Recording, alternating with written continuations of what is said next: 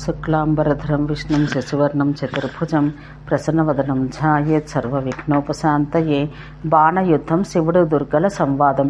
శ్రీ నారాయణుడు ఇట్ల పలికెను. ఇట్లు గణేశునికి బోధించి శంభువు అభ్యంతర గృహానికి పోయెను. అక్కడ అందమైన సింహాసనమందు దుర్గతిని నశింపచేయి దుర్గ కలదు. భైరవి, భద్రకాళి, ఉగ్రచండ, కోటరి మొదలగు వారు త్వరగా లేచి జగదీశ్వరునికి నమస్కరించిరి. అక్కడికి గణేశుడు, పరాక్రమశాలి కార్తికేయుడు, బాణుడు, వీరభద్రుడు, స్వయంగా నంది, సునందకులు, మహాబాలుడు, మహామంత్రి, 8 మంది భైరవులు, సిద్ధేంద్రులు, యోగీంద్రులు, 11 మంది రుద్రులు వచ్చి చేరిరి. ఇంతలో అక్కడికి మణిభద్రుడు వచ్చునను విషయమును సింహద్వారంలో ద్వారపాలకుడు స్వయంగా ఈశ్వరునితో చెప్పెను. మణిభద్రుడు లోపలికి ప్రవేశించి, ఓ మహేశ్వర, యాదవులు లెక్కలేనంత సైన్యం, బలదేవుడు, ప్రద్యుమ్నుడు, సాంబుడు, సాత్యకి, ఉగ్రసేన మహారాజు, భీముడు, అర్జునుడు, అక్రూరుడు, ఉద్ధవుడు, ఇంద్రుని కొడుకు జయంతుడు, శ్రేష్ఠ రత్నాల్లో సారంతో నిర్మితమైన మనోహరమైన రథశ్రేష్టమందు విధికి విధాత అయిన పరమేశ్వరుడు, భగవంతుడు శ్రీకృష్ణుడు అక్కడికి వచ్చెను. ఆయన పక్కలందుండి 7 గోపాలులతో సేవించబడుతూ శ్వేత చామరాలతో వేయిచుండగా, కోటి మన్మధుల నీల వంటి కాంతిగల వనమాలతో అలంకరించబడి సాటిలేని కోటి సూర్యులతో సమానమైన కాంతిగల చక్రాన్ని ధరించి గద, కౌమోదకి, వ్యర్థం కాని శూలము దగ్గర ఉంచుకొని, విశ్వ సంహారానికి కారణమైన మహాశంఖాన్ని రథమధ్యంలో ఉంచుకొని, 1,00,000 మంది మహారథులతో, 3 కోట్ల రథాలతో, 3 కోట్ల గజేంద్రాలతో, 3 కోట్ల మల్లెలతో, 100 కోట్ల గుర్రాలతో, వానికి 4 ఇంతలు దాడు కలవారితో, వారికి 7 ఇంతలు ఖడ్గములు కలవారితో, దానికి 2 ఇంతలు ధనుసులు కలవారితో కూడి త్వరగా సోనితపురానికి వచ్చి లంకను దాశరథి వలె చుట్టుముట్టెను. 1000 తాడి చెట్ల కొలత గల మండుచున్న అగ్నిజ్వాల వలె ఉజ్వలమైనది, పైన పరిఖతో కూడినది, సురలు అసురులు ఎవరి చేతను దాటరానిది, స్వర్గగంగా నీటి సమూహంతో వర్షంతో కూడినదైన సోనితపురాన్ని పక్షీంద్రుడు గరుడు సాక్షాత్తుగా నాశనం చేశాను. మణిశ్రేష్టాల సారంతో నిర్మించబడ్డ ఆకాశంనంటు ప్రాకారముల గల పురమును 1,00,000 మంది మల్లలు తన నాగలితో బలదేవుడు పగలగొట్టిరి. ప్రభువు యొక్క ప్రాకారాన్ని 3,00,000 ఉద్యానములను పీకివేసిరి. ద్వారపాలులను చంపి మహాద్వారంలో ప్రవేశించిరి. ఇదంతా విని సురుల సభలో పార్వతి, భద్రకాళి, స్కందుడు, గణపతి, 8 మంది భైరవులు, రుద్రులు, వీరభద్రుడు, మహాకాలుడు, నంది, 9 మంది సేనాపతులందరితో శ్రీ మహాదేవుడు, గోలోకనాథుడైన చక్రపాణి భగవంతుడు వచ్చి ఉన్నాడు. అతడు విశ్వముల సమూహాన్ని క్షణకాలంలో నశింపచేయుటకు సమర్థుడు. అతనికి ఈ నగరం ఎంత? అన్ని విధాలైన ఉపాయాలతో మీరందరూ ప్రయత్నించి బాణుని రక్షించుడు. బాణుని యుద్ధానికి పోనిండు. పరుడైన లంబోదరుని స్మరించిపోయినను బాణునికి కుడిపక్క స్కందుడు, ముందు గణేశుడు, ఎడమ భైరవుడు, రుద్రుడు, స్వయంగా మహారథుడైన నందిని, మహాకాలుడు, వీరభద్రుడు, ఇతర సైనికులు కూడా ఉండినను, పైన దుర్గా, భద్రకాళి, ఉగ్రచండ, కోటీరులుండినను, ఓ దుర్గతిని నశింపచేయి దుర్గా, మహాభాగిని, సర్వమంగళాలకు మంగళమైన దాన, వ్యర్థం కాని చక్రసారం సుదర్శనం, దాని నుండి బాణుని రక్షించము. బాణుడు నాకు అందరికన్నా ప్రియమైనవాడు. గణేశుని కన్నను కార్తికేయుని కంటే కూడా బాణుని తలపై చేయి ఉంచి నీ పాదపద్మాల ధూళిని కూడా ఉంచుము అని పలికెను. శివుని మాటలు విని దుర్గతిని నశింపచేయి దుర్గ నవ్వి యథార్థమైన సమయానికి తగిన మాటలతో తీయగా, ఓ బాణ, మణులు, రత్నాదులు, ముత్యాలు, మాణిక్యాలు, వజ్రాలు మొదలగు సంపదలను, బాలిక యొక్క వస్తువులు అన్నింటినీ, కన్యక ఉషను రత్నభూషణాలతో అలంకరించి పరుడైన అనిరుద్ధుడైన వరుని ముందుంచుకుని పరమాత్మైన కృష్ణునికి ఇమ్ము. ఏ ఇబ్బందులు లేకుండా రాజ్యం చేయము. ఆత్మతో సహా యుద్ధమేమి, అతడు పోయిన ప్రాణములే పోవును. అతడు బ్రతికిన ఎడల ఇంద్రియాలతో సహా జీవించును. నేను శక్తిని, బ్రహ్మ మనస్సు, శివుడు జ్ఞానాత్మకుడు. శివుని వదిలిన దేహం వెంటనే పడిపోవును. వాడు శవమగను. ఓ శివ, చక్రము, తేజస్సు ముందు యుద్ధంలో ఎవడు నిలబడగలడు? ఆత్మ నిలవదు, ఆకాశం నిలవదు. బాణుని యుద్ధం తన ఆత్మతోన. అందరికీ అతడు ఆ పరమాత్మ. భక్తులను అనుగ్రహించిన కొరకు రూపమెత్తినవాడు. అతడు నిత్యుడు, సత్యము, పరిపూర్ణ తమ్ముడు, ప్రభువు, కృష్ణుడగు గణేశుడు, కార్తికేయుడు. నీవు కూడా వారికి పరుడవే. కింకర్లందరిలో ప్రియమైన వాడు బాణుడు. కృష్ణుని కన్నా పరుడైన ప్రియమైన వాడు లేడు. నేను వైకుంఠంలో మహాలక్ష్మిని, గోలోకంలో స్వయంగా రాధికను, శివలోకంలో శివను, బ్రహ్మలోకంలో సరస్వతిని. నేను దైత్యుని ఇదివరలో చంపితిని, ఇదివరలో సతిని, దక్షకన్యను. ఇప్పుడు నీవు నీ నిందతో శరీరాన్ని వదిలాను. ఆ శైలకన్యకను నేనే. రక్తబీజంతో జరిపిన యుద్ధమందు నేను మూర్తి భేదంతో కాళిని నేను, సావిత్రిని, వేదమాతను, సీతను, జనకుని కన్యకను, భారతదేశంలో భీష్మకుని కూతుర్ని, ద్వారవతిలో రుక్మిణిని, దైవం వల్ల సుధాముని శాపంతో ఇప్పుడు వృషభానుని కూతుర్ని, కృష్ణుని ధర్మపత్నిని, పుణ్యమైన బృందావనంలో భగవంతుడవు, సర్వజ్ఞుడవు, సనాతనుడవు, శివుడవైన నీకు నేనేమి చెప్పవలను? అన్నయు సమయోచితంగా చేయవలను అని అన్నది. బలి చేసిన శ్రీకృష్ణ స్తోత్రం. పార్వతి మాట విని గణేశుడు, శివుడు, కార్తికేయుడు, కాళీ మొదలగు వారు ఆమెను ప్రశంసించిరి. పరురాలు జగత్తుకు మాత అయినది, జ్యోతి స్వరూపురాలు, పరమమైన మూల ప్రకృతి అయిన ఈశ్వరితో భగవంతుడు శంభుడు ఇట్లనెను: ఓ దేవేశి, నీవు చెప్పిందంతా వేదోక్తం, కోరదగింది. పరమాత్మతో సమరం అయుక్తం, నవ్వదగినది. సర్వభూషణాలతో అలంకరించబడిన ఆ కన్యను బాణుడివ్వవలను. అది సమంజసం, కీర్తికరం, శుభమిచ్చినది. బాణుడివ్వకపోయినా హిరణ్యకశిపుని సంతానమైన బాణుడు యుద్ధంలో పరాన్ముఖుడై భయపడిపోవును. ఇది అపకీర్తికరం. ఓ భగవతి, రణశాస్త్ర విశారదుడైన బాణుడు సన్నద్ధుడై వెళ్ళనిమ్ము. ఓ శివ, మేము బాణధారులకు తర్వాత తిరిగి వచ్చినట్టు చేయదము. ఆ కన్యనివ్వమని ముందే బాణునికి చెప్పి ఉంటుంది. కానీ బాణుడు మా వచనం స్వీకరించలేదు. నీవు అతనికి బోధించితివి, కానీ ఆ మంచి మాటలు అతడు గ్రహించలేడని చెప్పుచుండగా అంతలో ఆ మనోహరమైన సభకే మహాధర్ముడు వైష్ణవాగ్రనైన బలి వచ్చెను. వజ్రాలతో నిర్మించబడ్డ రథానికి మహాబలుడు 7 దైత్యులతో చుట్టబడి శ్వేతచామరాలతో సేవించబడుతూ 7 లక్షల దైత్యేంద్రులు ఆవరించగా పరమాస్త్రాలు నెరిగిన అతడు వచ్చి రథం నుండి వేగంగా దిగి గణేశునికి, పార్వతికి, శివునికి, కార్తికేయునికి నమస్కరించి సభలో కూర్చునెను. అతన్ని దూరం నుండియే చూసి శంకరుడు తప్ప మిగిలిన వారందరూ లేచి నిల్చున్నారు. మహాదేవుడు ప్రియభాషణం చేసి అతనితో: ప్రియమైన బలి, నీవు చతురుడివి, సర్వసంపదయుతుడవు. ఇది వైష్ణవుల సమాగమం, గొప్ప లాభకారి. వైష్ణవుని స్పర్శ మాత్రం చేత తీర్థాలు కూడా పవిత్రాలగును. అన్ని ఆశ్రమాలందు శుచైనవాడు బ్రాహ్మణుడు పూజితుడు. ఒకవేళ ఆ బ్రాహ్మణుడు వైష్ణవ మతస్థుడైతే అధికంగా పూజించదగినవాడు. వైష్ణవుడైన బ్రాహ్మణుని కన్నా పవిత్రమైనది లేదు. అతడు గాలి కంటే, అగ్ని కంటే పవిత్రుడు. ఓ అసుర, నేను సర్వతీర్థముల కంటేను వైష్ణవు నుండి భయపడదును. అతని దేహంలో పాపము వహంలో పడిన ఎండిన గడ్డిపోచలు మొదలగు వాని వలె బూడిదగను అని పలకగా బలి: ఓ జగన్నాథ మహేశ్వర, నేను నీ భృత్యుడును, అయినను నన్ను ఎందుకు స్తుతిస్తున్నావు? ఓ నాథ, నీవిచ్చిన పరమైశ్వర్యం చాలా దుర్లభం.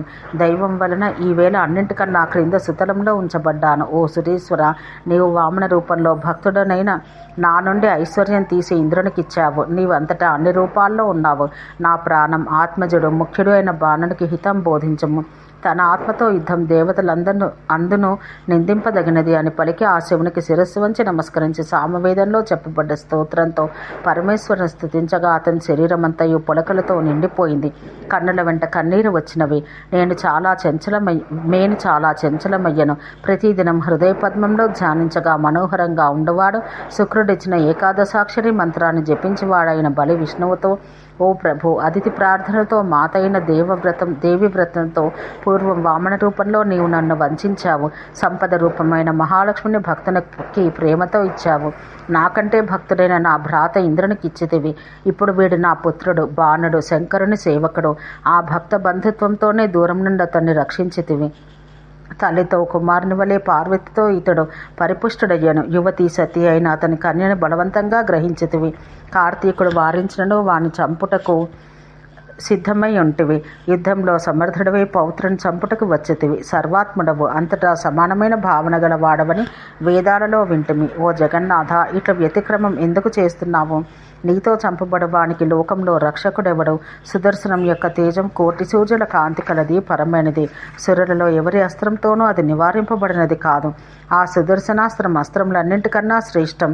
అట్లే నీవు దేవతలందరకు ఈశ్వరుడవు, పరుడవు. నీవెట్లో కృష్ణుడట్లే బ్రహ్మ విష్ణువు సత్వగుణానికి ఆధారం. శివుడు మంగళుడు, సత్వాన్ని ఆశ్రయించినవాడు, విధాత, సృష్టికర్త, పితామహుడు, స్వయంగా రజోగుణానికి ఆధారం, కాలాగ్ని స్వరూపుడు. భగవాన్ రుద్రుడు విశ్వసంహారానికి కారకుడు, తమస్సుకు ఆశ్రయమైన వాడు. అతడు కూడా రుద్రులో శ్రేష్ఠుడు.